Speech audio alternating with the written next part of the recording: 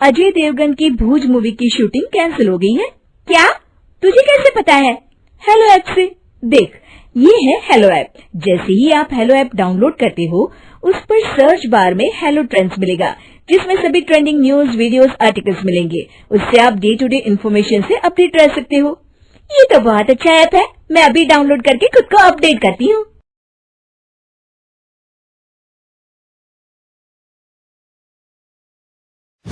सलोनी बहुत ही सीधी और भगवान को मानने वाली थी, लेकिन उसकी सौतेली माँ उसके सीधेपन का फायदा उठाती थी और उस पर बड़े अत्याचार करती थी।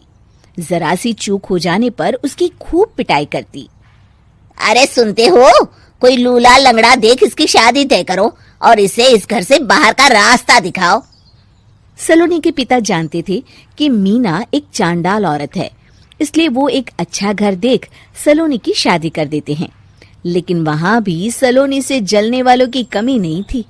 सलोनी की ननद निकिता उसे बिल्कुल पसंद नहीं करती थी। सलोनी, बात तो सुनो जरा। जी कहिए। आज शाम को मेरे बॉस खाने पर आ रहे हैं। ध्यान रहे उनकी खातिरदारी में किसी प्रकार की कोई कमी नहीं होनी चाहिए। जी आपने कह दिया, बिल्कुल वैसा ही होगा। शाम को सलोनी जैसे ही गैस पर खाना चढ़ाकर वहां से जाती है, अभी इसके खाने का स्वाद बढ़ाती हूँ। निकिता गैस की आंच तेज कर देती है। थोड़ी देर में देखते ही देखते सारा खाना जल जाता है और पूरे रसोई घर में चारों तरफ धुआं फैल जाता है। अब आएगा मजा। माँ जल्दी आओ, यहाँ देखो सलोनी ने किचन में आग लगा दी। अरे तेरा सत्यानाश हो, कल मुही तूने ये क्या कर दिया? सलोनी की सास उसे बहुत डांट फटकार लगाती है। तभी मोहन अपने बॉस के साथ घर में प्रवेश करता है। अरे भाई मोहन, ये क्या तुम्हारे घर का क्या हाल हो रखा है?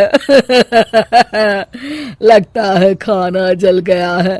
चलो खाने का प्रोग्राम कैंसिल करो, मैं अपने घर जाके खा लूंगा। सर दरअसल सर मुझे माफ कर दीजिए। अरे कोई बात नहीं, घरों में ये छोटी मोटी बातें होती रहती है।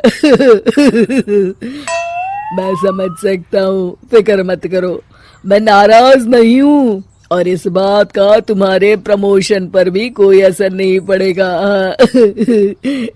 चलो अब चलता हूँ मैं। बॉस के जाते ही मोहन सलोनी पर भड़क उठता है और उसे खूब खरी खोटी सुनाता है। भगवान, मेरी माँ तो कहती थी कि अच्छे लोगों के साथ हमेशा अच्छा होता है, फिर मेरे साथ ही बुरा क्यों होता है? आखिर मेरी गलती क्या है?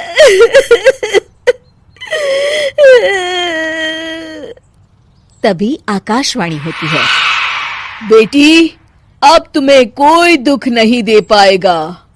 तुम्हारा बुरा सोचने वाले के मन की सारी बातें तुम पहले ही जान जाओगी।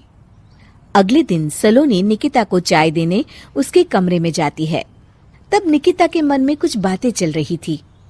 कल तो मैंने सिर्फ खाना जलाया था, अब तू देखती जा सलोनी, तेरा इस घर में जीना हराम कर दूंगी।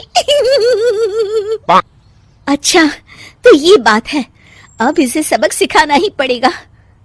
कुछ दिनों के बाद, सलोनी, मेरे कपड़े जल्दी से प्रेस कर दो, ऑफिस के लिए देर हो रही है। सलोनी मोहन के कपड़ों के पास प्रेस गर्म होने के लिए रख देती है और अपने कमरे में चली जाती है। तभी हॉल में निकिता आती है। सलोनी चुपके से उसे देख रही होती है। आज अगर मैंने ये कपड़े जला दिए, तब तो पक्का मेरा भाई इस सलोनी की बच्ची को धक्के मार के घर से बाहर निकाल देगा। अरे तू क्या मुझे निकलवाएगी? महादेव है मेरे साथ। ठहर जा निकिता, आज तो तेरी खैर नहीं। सलोनी अपने पति मोहन को बुला लाती है और निकिता की सारी करतूत दिखाने लगती है। निकिता गर्म प्रेस मोहन के कपड़ों पर रखकर अपने कमरे में चली जाती है। मेरी बहन इतनी बड़ी चालबाज निकलेगी, मैंने तो सोचा ही नहीं था। मुझे माफ कर दो सलोनी, मैं तुम्हें गलत समझ रहा था। मोहन निकिता को बुलाकर उसे खूब डांट फटकार लगाता है। उस दिन के बाद से सलोनी की जिंदगी पूरी तरह बदल जाती है। सलोनी हर किसी के मन की बात सुन लेती थी। दूसरी तरफ निकिता का कोई भी दांव सलोनी पर नहीं चलता था और आखिरकार वो भी सलोनी के आगे घुटने टेक देती है। फिर एक दिन सलोनी की सास की सहेली ममता अपनी बहू कविता के साथ वहां आती है। कविता मन ही मन कहती है, अरे ये बुढ़िया पागल है जो मुझे यहाँ लेके आ गई। कहाँ मैं अपनी किटी पार्टी छोड़ के इसके साथ यहाँ मरने आ गई। पता नहीं कब तक इसे झेलना पड़ेगा। अरे ये जल्दी मरे और इसकी सारी जायदाद मेरे नाम हो जाए। सलोनी कविता की सारी बातें सुन लेती है। अरे कविता, तुम अपनी सास की जायदाद के लिए उन्हें झेल रही हो और उनके मरने का इंतजार कर रही हो। ये तो गलत बात है। सलोनी की बात सुनकर कविता बिना देर किए कहती है, अरे ये तुमने कैसे सुन लिया?